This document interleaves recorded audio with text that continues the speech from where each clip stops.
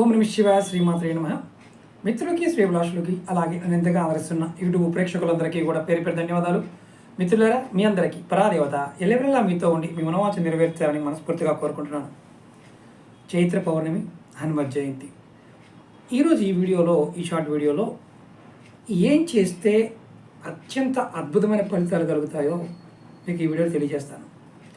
ముఖ్యంగా ఈ చైత్ర పౌర్ణమి చాలా వరకు మన శక్తిని, మన భక్తిని మనం సాధనంగా వాడుకొని ముందుకు వెళ్ళగలిగితే ఏమి కోరుకుంటామో, డబ్బు కోరుకున్నా, ఏది కోరుకున్నా ఆ విజయం సాధించడానికి దారులు కనిపిస్తాయి. ఎలా చేయాలో చెప్తాను. ఉదయాన్నే నిద్ర లేచి మీరు తలస్నానం చేయొచ్చు. నీళ్ళలో గంగాజలం కలుపుకొని స్నానం చేయండి. ఇది మొదటి మాట. అంటే మన పవిత్రతని గంగాజలంతో చూస్తాం కాబట్టి గంగాజలంలో నీళ్ళు కలుపుకొని, అంటే నీళ్ళల్లో గంగాజలం కలుపుకొని చేయండి.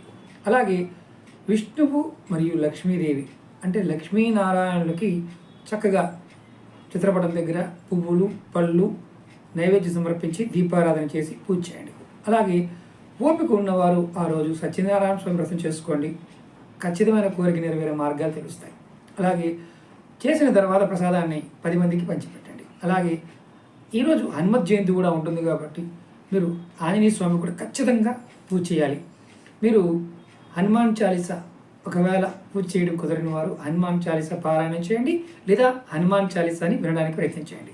అలాగే పేదలకు, బ్రాహ్మణులకు ఆ రోజు దానం చేయండి. మీకు ఓపిక ఉన్నంత వరకు చేయండి.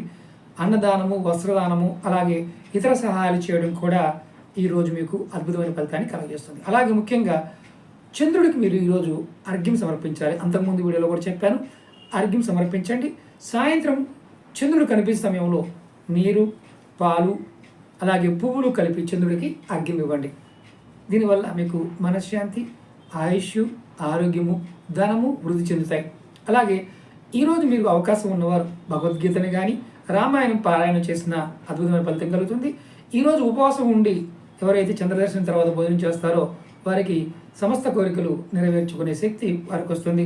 అలాగే ఈ రోజున పితృదేవతలు కూడా తర్పణాలు కూడా ఇవ్వవచ్చు. అంత శక్తి ఈరోజు ఉంటుంది. ముఖ్యంగా ఈరోజు మీరు ఏ పని చేసినా, ఎలా చేస్తూ ఉన్నా భక్తితోనూ శ్రద్ధతోనూ చేయండి. ఖచ్చితమైన ఫలితం కలుగుతుంది.